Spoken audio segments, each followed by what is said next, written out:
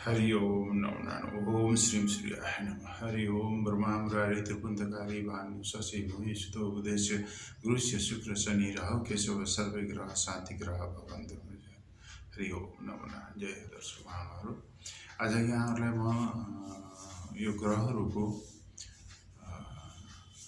बारेमा कुरा गर्दैछु। त्यसमा शनि ग्रह पनि पर्दछ भने विशेष गरेर सूर्य ग्रहको ग्रहहरूमा धेरै महत्त्व हुन्छ, किनभने ग्रहहरूको राजा सूर्य मानिन्छ र सूर्य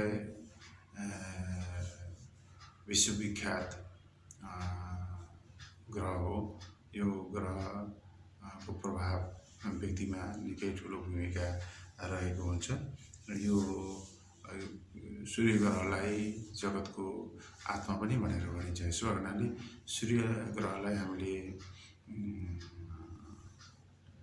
जल चढाएर आफ्नो दिनचर्यालाई अगाडि बढाउन धेरै राम्रो हुन्छ र सूर्य उदयको क्रममा सूर्य उदय सँगसँगै सूर्यको दर्शन प्राप्तिपछि सूर्यलाई जल चढाउँदा तामाको भाँडामा जल चढाउँदा अति राम्रो हुन्छ र सूर्यलाई छोटो सानो मन्त्र वाचन गरेर जल चढाउँदा असाध्यै राम्रो हुन्छ, अथवा सूर्य दर्शन गर्दा धेरै राम्रो हुन्छ।